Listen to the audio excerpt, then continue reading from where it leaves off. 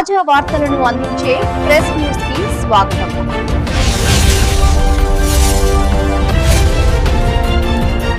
ముందుగా హెడ్లైన్స్. తెలంగాణ భవన్లో బీఆర్ఎస్ నాయకుల పత్రికా సమావేశం.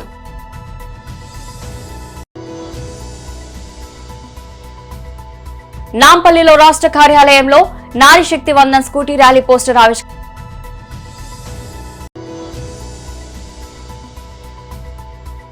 వైఎస్ఆర్సీపీ స్టేట్ ఎస్సీ సెల్ అధ్యక్షులు మాజీ ఎమ్మెల్యే టీచా సుధాకర్ బాబు ప్రెస్ మీట్.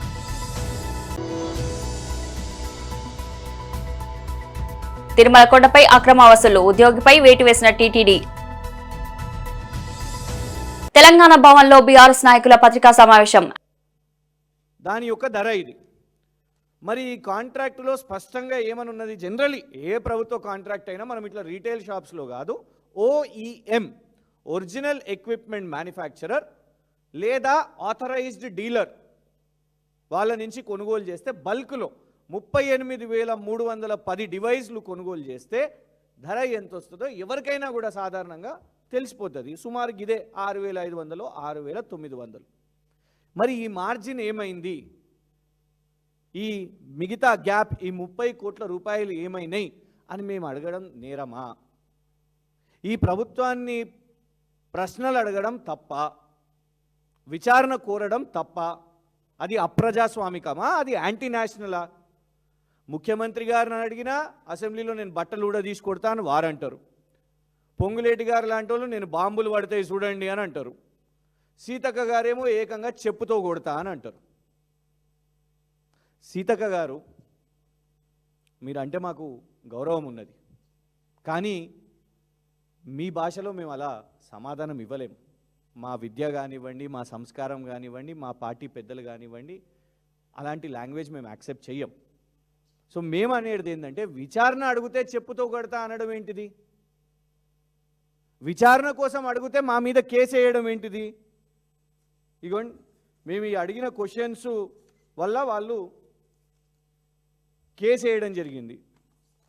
నిన్న మీకు అందరికి కూడా వచ్చింది ఆ కాపీ. ఇంకా విచిత్రం ఏంటంటే, విచారణ అడిగినందుకు పెద్దలు కేసీఆర్ గారిని లీగల్ నోటీస్, వారికి లీగల్ నోటీసులు, మేము ట్వీట్లు వేసినందుకు, మేము వీటి మీద ట్వీట్ వేసినందుకు, ఈ ఆధారాలన్నీ బయట పెట్టినందుకు కేసీఆర్ గారు క్షమాపణ చెప్పాలనంట, ఈ అన్ని పోస్టులు డిలీట్ చేయాలనంట.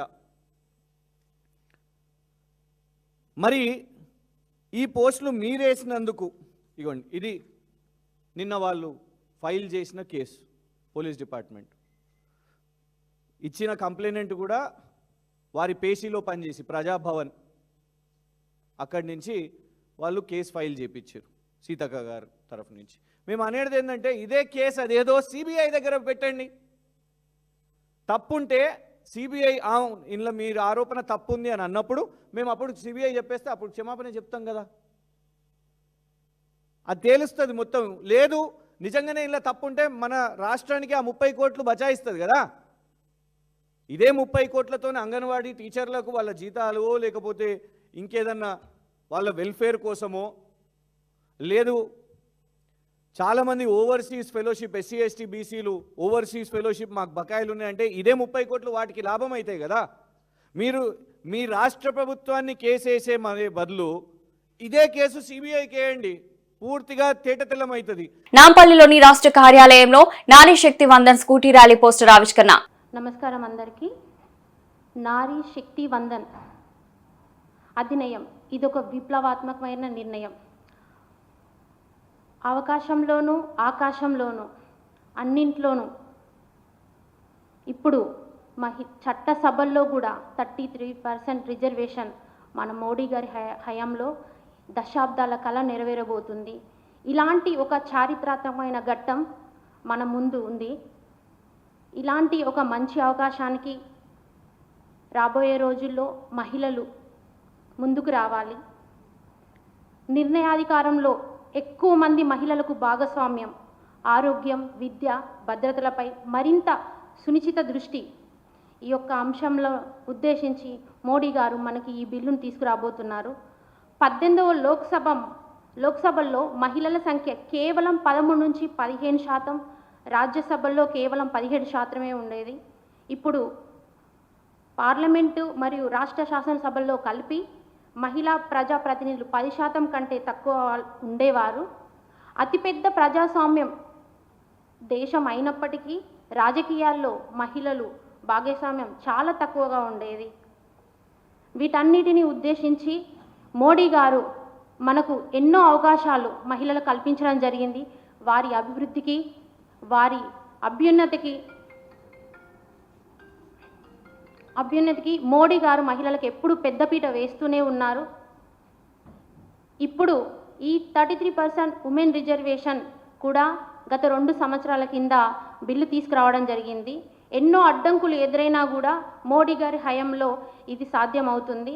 మహిళలకు ఇది ఒక గొప్ప అవకాశం మరియు మన మహిళలకు ఇది ఒక గొప్ప అవకాశంగా భావిస్తున్నాను. ఇప్పుడు మనం 15th రోజు నాడు KMIT కేశవ్ మెమోరియల్ ఇన్స్టిట్యూట్ నుంచి అసెంబ్లీ వరకు ఒక బైక్ ర్యాలీ నిర్వహిస్తున్నాము. ఈ ప్రోగ్రామ్ని నేషనలిస్ట్ మహిళా ఫోరం మరియు నేషనల్ ఉమెన్ కమిషన్ నుంచి ఈ ఆధ్వర్యంలో ఈ ప్రోగ్రామ్ను నిర్వహిస్తున్నాము. ఈ యొక్క ప్రోగ్రామ్కి డాక్టర్స్, లాయర్స్ మరియు ప్రతి ఒక్క యువకులు మరియు వివిధ ఆర్గనైజర్స్ సంబంధించిన పెద్ద సంఖ్యలో మహిళలు పాల్గొని ఈ యొక్క బైక్ ర్యాలీని విజయవంతం చేయవలసిందిగా కోరుతున్నాను. మనం ఈ యొక్క ప్రోగ్రాంలో మోడీకి vote of thanks, I support 33% reservation bill, I support Modiji అని ఒక చిన్న స్లోగాన్స్తో ప్రతి ఒక్కరు భాగస్వామ్యం అయ్యి ఈ ప్రోగ్రామ్ని సక్సెస్ చేయాల్సిందిగా కోరుకుంటున్నాను. ధన్యవాదాలు. వైఎస్ఆర్సీపీ స్టేట్ ఎస్సీ సెల్ అధ్యక్షులు మాజీ ఎమ్మెల్యే టీచర్ సుధాకర్ బాబు ప్రెస్ మీట్. అవుతున్న సామాన్య ప్రజలకు రక్షణ అందించాల్సిన పోలీసు వ్యవస్థ పూర్తిగా గాడి తప్పి అది ఒక తెలుగుదేశం పార్టీ, జనసేన, బీజేపీ కూటమికి జేబులో ఒక ట్రంప్ కార్డు లాగా కూటమి ప్రభుత్వ కక్ష సాధింపు చేయటానికి రెడ్ బుక్లో రాసుకున్న కొన్ని పేర్లను టార్గెట్ చేసి వాళ్ళని వేధించడానికి బాగా ఉపయోగపడుతున్న వ్యవస్థ పోలీసు వ్యవస్థ. భారత ప్రజాస్వామ్యంలో అత్యంత కీలకమైన మూల స్తంభాలలో ఒకటైన రక్షణ రంగం అంటే ఈ సమాజంలోని అణగారిన వర్గాలకు, బలహీన వర్గాలకు, పేదవాడికి లేదా సంపన్న వర్గంలో వేధింపులకు గురవుతున్నటువంటి వర్గాలకు రక్షణ కవచంగా ఉండాల్సిన పోలీసు వ్యవస్థ అధికార పక్షానికి పూర్తిగా కొమ్ముగాయటం అనేది ఈ రాష్ట్రంలో జరుగుతున్న అత్యంత దురదృష్టకరమైనటువంటి సందర్భం. వ్యవస్థ మొత్తాన్ని కూడా ఇప్పుడు మేము నిందించలేము, కానీ వ్యవస్థకు అధిపతి అయిన డీజీపీ, ఓ జిల్లా యంత్రాంగం మొత్తానికి అధిపతి అయిన కొందరు ఎస్పీలు, ఒక సర్కిల్కు అధిపతి అయిన ఒక సర్కిల్ ఇన్స్పెక్టరు, ఒక హౌస్కు, ఒక పోలీస్ స్టేషన్కు ఎస్ఐగా ఉండే వ్యక్తులు, వీళ్ళు కొందరు పనిగట్టుకొని అధికార పార్టీకి కొమ్ముగాస్తూ పోలీసు జులాన్ని ప్రదర్శిస్తున్నారు. సాధారణంగా పోలీసును చూసి దొంగలు భయపడాలి, పోలీసులను చూసి అక్రమాలు చేసేవాడు భయపడాలి, పోలీసులను చూస్తే హత్యలు చేసేవాడు భయపడాలి, పోలీసులను చూస్తే అక్రమాలకు, అన్యాయాలకు ఎవడైతే పాల్పడుతుంటాడో వాడు పరారైపోతుండాలి. కానీ ఈ రాష్ట్రంలో దురదృష్టకరం, అతి సామాన్యుడు, జగన్మోహన్ రెడ్డి గారి వీరాభిమాని, జగన్మోహన్ రెడ్డి గారి కోసం ఏమైనా చేయటానికి తెగించినటువంటి కార్యకర్తలను టార్గెట్ చేసి భయభ్రాంతులకు గురి చేసి భావ ప్రకటన స్వేచ్ఛని హరిస్తూ ఈ భారతదేశ రాజ్యాంగంలో ఏ వ్యక్తికైనా తను అనుకున్న అంశాలను క్రమశిక్షణతో కూడుకున్న భావ ప్రకటన స్వేచ్ఛ ఉంది. తిరుమలలో భక్తుల నుంచి అక్రమంగా డబ్బులు వసూలు చేస్తున్న ఓ ఉద్యోగిపై తిరుమల తిరుపతి దేవస్థానం కఠిన చర్యలు తీసుకుంది. లగేజ్ సెంటర్లో పనిచేస్తున్న నరసింహారెడ్డి అనే అవుట్సోర్సింగ్ సిబ్బంది విధుల నుంచి తొలగించింది. తిరుమలలోని లగేజ్ డిపాజిట్ కేంద్రంలో నరసింహారెడ్డి భక్తుల నుంచి డబ్బులు వసూలు చేస్తున్నట్లు టీటీడీ దృష్టికి వచ్చింది. విచారణ జరిపిన అధికారులు ఆరోపణలు నిజమని తేలడంతో అతన్ని వెంటనే ఉద్యోగం నుంచి తొలగించారు. వాస్తవానికి టీటీడీ భక్తులకు లగేజ్ డిపాజిట్ సేవలను పూర్తిగా ఉచితంగా అందిస్తుంది. ఈ సేవలను ఎలాంటి రుసుము చెల్లించాల్సిన అవసరం లేదని టీటీడీ యాజమాన్యం స్పష్టం చేసింది. ఈ నేపథ్యంలో నిబంధనలకు విరుద్ధంగా ఎవరైనా సిబ్బంది డబ్బులు డిమాండ్ చేస్తే వెంటనే తమ దృష్టికి తీసుకురావాలని భక్తులు కోరింది.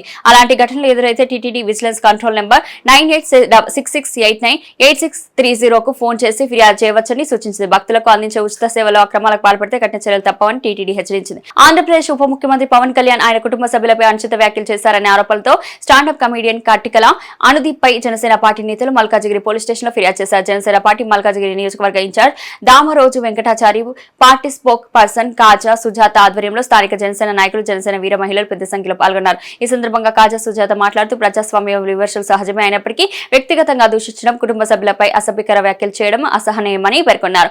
కటికల అనుదీప్ చేసిన వ్యాఖ్యలు సమాజంలో ఉద్రిక్తత దాల్చేసే అవకాశం ఉందని అతనిపై కఠిన చర్య తీసుకోవాలని పోలీసులను కోరారు. పవన్ కళ్యాణ్ ప్రజల కోసం పనిచేస్తున్న నాయకుడని, ఆయనపై మరియు ఆయన కుటుంబంపై ఇలాంటి వ్యాఖ్యలు చేయడం తీవ్రంగా ఖండించాల్సిన విషయమని తెలిపారు. భవిష్యత్తులో ఎవరు ఎలాంటి వ్యాఖ్యలు చేయకుండా చట్టపరమైన కఠిన చర్య తీసుకోవాలని డిమాండ్ చేశారు.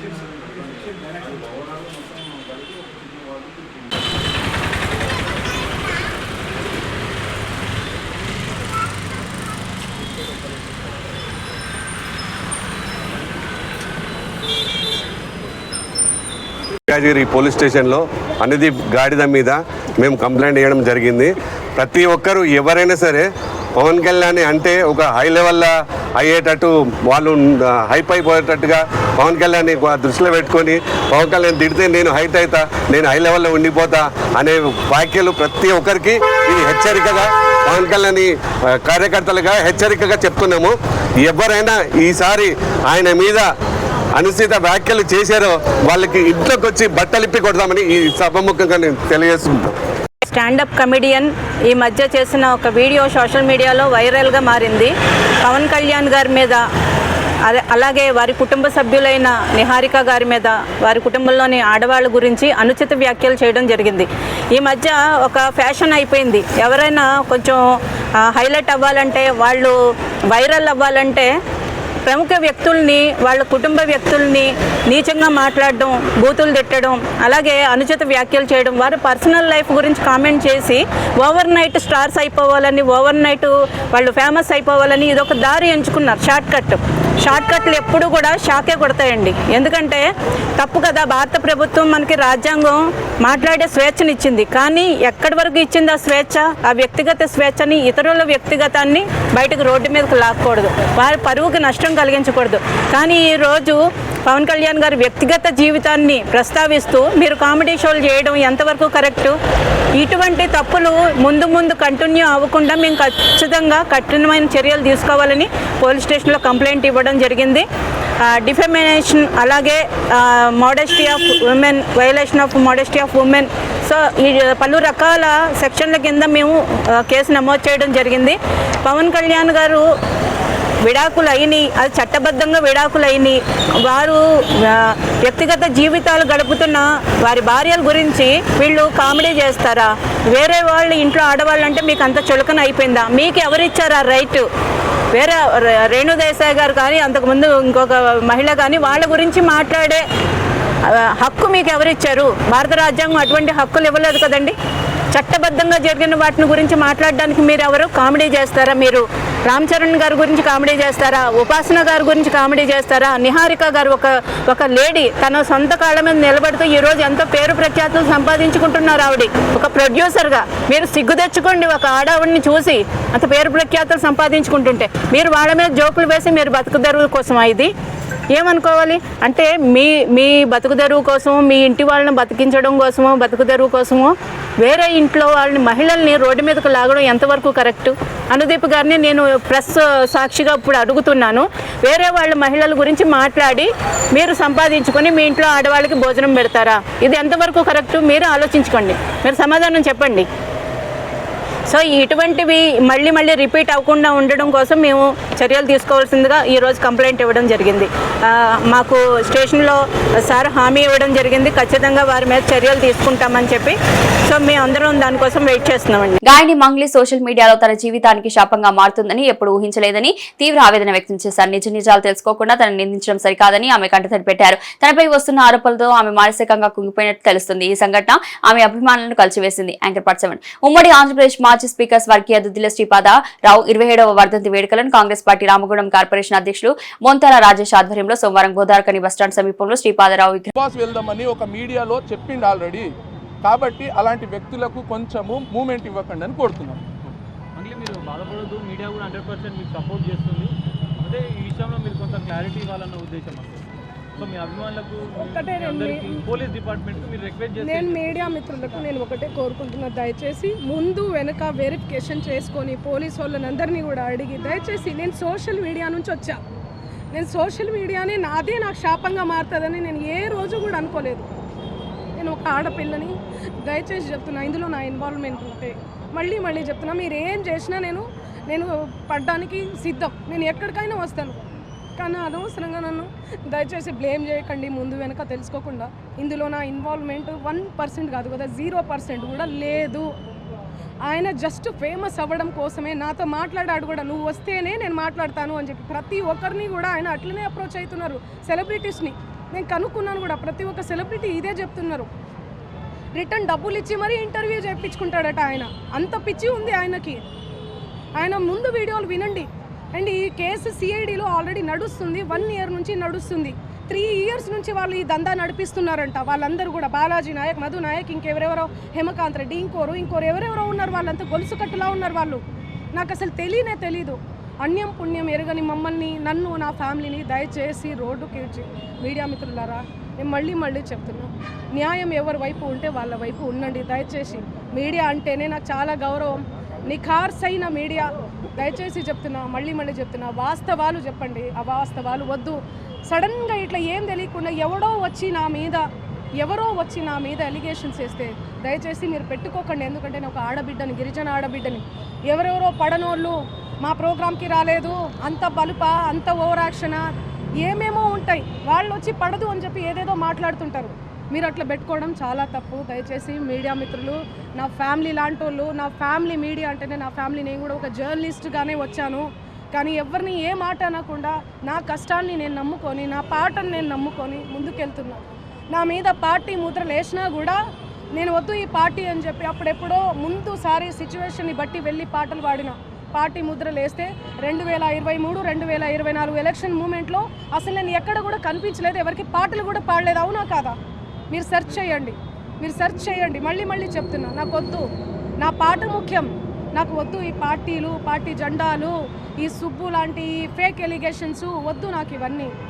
నేను ఎందుకు ఇన్వాల్వ్ అవుతాను చెప్పండి. దయచేసి చెప్తున్నా, నాకున్న క్రెడిబిలిటీతోనే ఇంతవరకు నేను వచ్చిన, ఆ క్రెడిబిలిటీతోనే ఇక్కడ దాకా కూడా నేను వచ్చిన. ఉమ్మడి ఆంధ్రప్రదేశ్ మాజీ స్పీకర్ స్వర్గీయ దుద్దిల శ్రీపాదరావు 27వ వర్ధంతి వేడుకలను కాంగ్రెస్ పార్టీ రామగుండం కార్పొరేషన్ అధ్యక్షులు మొంతాల రాజేష్ ఆధ్వర్యంలో సోమవారం గోదావరికని బస్టాండ్ సమీపంలో శ్రీపాదరావు విగ్రహం వద్ద నిర్వహించారు. ఈ కార్యక్రమానికి రామగుండం ఎమ్మెల్యే మక్కాన్ సింగ్ రాజ్ ఠాకూర్ హాజరై రామగుండం నగర మేయర్ మహంకాళి స్వామి, డిప్యూటీ మేయర్ పాతపల్లి ఎల్లేతో కలిసి శ్రీపాదరావు విగ్రహానికి పూలమాల వేసి నివాళులర్పించారు. ఈ సందర్భంగా ఎమ్మెల్యే, మేయర్ మాట్లాడారు. ఈ కార్యక్రమంలో కాంగ్రెస్ పార్టీ కార్పొరేటర్లు స్వరూప శ్రీనివాస్, వేగలపు రామాదేవి శ్రీనివాస్, కంకణాల మౌనికరాజు, గట్ల రమేష్, యుగేందర్, ధూళికట్ట సతీష్, స్తంభమూర్తి, చంద్రాల నాగరాజు, నాయకులు కల్వలింగస్వామి, ఉల్లంగుల రమేష్, అల్లి శంకర్, కోవు శంకర్ తదితరులు పాల్గొన్నారు. ప్రభుత్వం అధికారికంగా శ్రీపాదరావు గారు చేసిన సేవలను గుర్తిస్తూ అధికారికంగా నిర్వహిస్తున్నటువంటి కార్యక్రమానికి మనం అందరం కూడా రామగుండం నియోజకవర్గంలో బ్రహ్మాండంగా చేసుకుంటాం. వారు అనేక సర్పంచ్గా, అనేక పదవులతో పాటు స్పీకర్గా తుదిశ్వాస వరకు ప్రజల కొరకు పోరాటం చేశారు. అనేక సంస్థలు తీసుకురావాలి. ఈ ప్రాంతం అభివృద్ధి చెందాలి. వెనుకబడిన ప్రాంతం అద్భుతమైన అభివృద్ధిలోకి రావాలని, యువతరం ముందుకు రావాలని కోరుకుంటున్నారు. మరి వారి ఆశయాలను కొనసాగించడానికి వారి తల్లిదండ్రులు శ్రీధర్ బాబు గారు, వారి కుటుంబం నిరంతరం ప్రజాసేవలు మరి వారి నాయకత్వంలో మేము అందరం ఉమ్మడి కరీంనగర్ జిల్లాలో అద్భుతమైన పరిపాలన కొనసాగిస్తూ ఈరోజు ప్రభుత్వంలో రేవంత్ రెడ్డి గారి ముఖ్యమంత్రిగా సహచార మంత్రులందరూ కలుపుకొని పెద్దపల్లి జిల్లాను నంబర్ 1 జిల్లాగా చేసిన దిశగా ఒక ఐకాన్ పెద్దపల్లి జిల్లాగా ఒక రేసింగ్ తెలంగాణలో పెద్దపల్లి నంబర్ 1 రేసింగ్ జిల్లాగా అది దాంట్లో భాగంగా రామగుండం మంత్రితో పాటు అనేక ప్రాంతాలు అభివృద్ధి చేస్తూ ఈ ప్రాంతంలో యువ యువకులకు ఉద్యోగ అవకాశాలు భవిష్యత్తు బంగారు భవిష్యత్తు విధంగా ఈ ప్రాంతంలో ఉన్నటువంటి నగరాల ఊర్లకు అద్భుతమైన రాబోయే 50 సంవత్సరాల వరకు కూడా ఎలాంటి ఇబ్బందులు లేకుండా చూస్తూ వారి ఆశయాలను కొనసాగిస్తూ నిరంతరం ఈ కార్యక్రమం చేస్తూ ఉన్నాం. ఇక ముందు కూడా ఇంకా అద్భుతంగా చేస్తున్నాం. దాంతోపాటు మా బొంతల రాయేష్ అన్నదాన కార్యక్రమం కాంగ్రెస్ పార్టీ ఆధ్వర్యంలో ఆయన లీడర్గా మరి ప్రెసిడెంట్గా చేస్తున్నందుకు వారికి కూడా కూడా ధన్యవాదాలు తెలియజేస్తూ ముఖ్యంగా మా సోదరుడు బొంతల రాయేష్ గారికి ప్రత్యేక శుభాకాంక్షలు. శ్రీపాదరావు గారు ఒక మారుమూల గ్రామంలో జన్మించి ఒక సర్పంచ్ స్థాయి నుంచి ఈ రాష్ట్ర అత్యున్నత స్పీకర్ పదవి దాకా ఎదిగి మంతని మారుమూల ప్రాంతాన్ని తెలంగాణ ఆంధ్రప్రదేశ్ రాష్ట్రంలోని ప్రతి గ్రామానికి కూడా తెలియజేసే విధంగా గొప్ప పనులు చేసి ఆ ప్రాంతాన్ని అంతా అన్ని రంగాల్లో ముందుకు తీసుకెళ్లేందుకు కృషి చేసిన శ్రీపాదరావు గారు ఎక్కడ ఉన్నా కూడా వారి ఆశీస్సులు ఈ ప్రాంత ప్రజలందరి మీద ఉంటాయని వారి ఆశయాలను ముందుకు తీసుకెళ్లేందుకు ప్రతి కాంగ్రెస్ పార్టీ కార్యకర్త ముందుకు వెళ్ళాలని చెప్పేసి కోరుకుంటాం. ధన్యవాదాలు. బులెటిన్ ముగించే ముందు హెడ్లైన్స్ మరోసారి.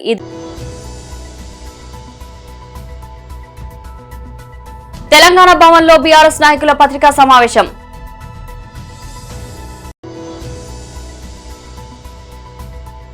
నాంపల్లిలో రాష్ట్ర కార్యాలయంలో నారీ శక్తి వందన్ స్కూటీ ర్యాలీ పోస్టర్ ఆవిష్కరణ.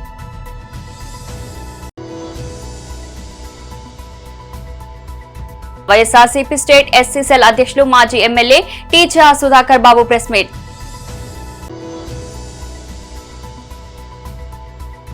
తిరుమల కొండపై అక్రమ వసూలు, ఉద్యోగిపై వేటు వేసిన టీటీడీ. ఈ రోజు బులెటిన్ మరో బులెటిన్ లో మళ్ళీ కలుద్దాం. అంతవరకు సెలవు. తాజా వార్తలను అందించే ప్రెస్ న్యూస్ కి స్వాగతం.